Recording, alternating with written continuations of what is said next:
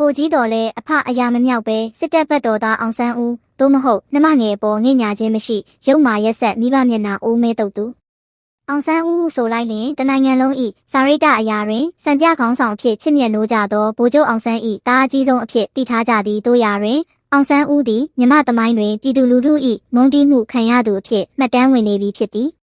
အဘဲကြောင့်ဆိုသောနှမငယ်ဒေါအောင်ဆန်းစုကြည်ကိုအကြိမ်ကြိမ်ထောင်သွင်းကျင်းချလုပ်ကြံတက်ဖြတ်ရန်ကြံစည်ခဲ့သောစစ်အာဏာရှင်အဆက်ဆက်နှင့်ပလဲပနံတင့်နေသူဖြစ်သောကြောင့်ပင်ဖြစ်သည်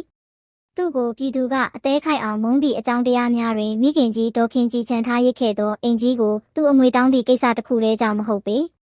နှမငယ်ဖြစ်သူကိုမညာတာသည့်အပြင်ဖခင်ဗိုလ်ချုပ်အောင်ဆန်းဂုံတိတ်ခါနှင့်မိသားစုကိုပါအမျိုးမျိုးညှိုးနှမ်းအောင်တမိုင်းတစ်လျှောက်ဒီဇိုင်းမမတ်ဆောင်ရွက်ခဲ့သောဖက်စစ်အနာရှင်များနှင့်ဇနီးဖြစ်သူအလိုကြမပတ်လိုက်၍မိုက်ပတ်ပါခဲ့ခြင်းကြောင့်ဖြစ်သည်ဒေါခင်ကြီးသည်မိုးဆိုးမဖြစ်သည့်တိုင်အောင်သားသမီးများ၏ပညာရေးကိုအကောင်းဆုံးစီမံပေးခဲ့သူဖြစ်ရာအောင်ဆန်းဦးသည်ပြည်ပတွင်အဆင့်မြင့်တက္ကသိုလ်ပညာကိုထိပ်တန်းတက္ကသိုလ်များတွင်သင်ယူခွင့်ရခဲ့သည်မိခင်ကြီးဒေါခင်ကြီးကအောင်ဆန်းဦးအပါအဝင်သားသမီးများကိုငယ်စဉ်ကပင်စာကြည့်တိုက်ပို့လွှတ်ပြီးစာဖတ်စေခြင်းဖြင့်ကောင်းမွန်စွာမွေးမြူခဲ့တော်လဲမြန်မာပြည်အတွက်အကျိုးမဖြစ်စေသောအောင်ဆန်းဦးကဲ့သို့သားတဦးကြံရစ်ခဲ့ခြင်းကမိခင်ဝမ်းရည်ဆက်သောအဖြစ်ပင်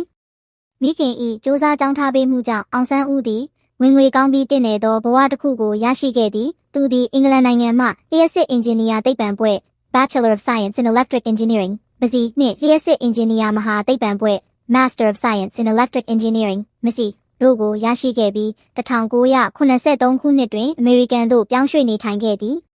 အင်ဂျင်နီယာဘဝဖြင့်အမေရိကန်ကုမ္ပဏီများတွင်ဘဝတစ်ခုလုံးနီးပါးငွေကြေးတစ်ခုတည်းအတွက်သာလုပ်ကင်ခဲ့သည့်အပြင်သူ့အဆိုအရအမေရိကန်ရေတပ်၏လုပ်ငန်းများတွင်လည်းအလုပ်လုပ်ကင်ခဲ့သည်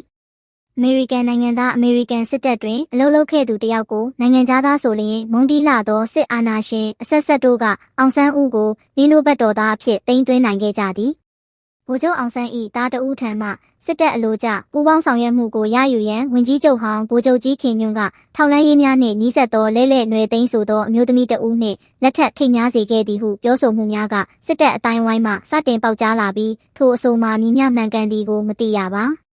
အောင်ဆန်းဦး၏ဇနီးလဲလှဲ့နွယ်သိမ်းသည်မွန်နှင့်တရုတ်ဆက်သောမော်လမြိုင်သူဖြစ်ပြီးအောင်ဆန်းဦးနှင့်မတွေ့ဆုံမီအနောက်နိုင်ငံများ၏တန်ယုံဧည့်ခံပွဲများ၌ကျင်လည်ခဲ့သောအိမ်အောင်ပြက်ခဲ့သူတဦးဖြစ်သည်ဟုဆိုကြသည်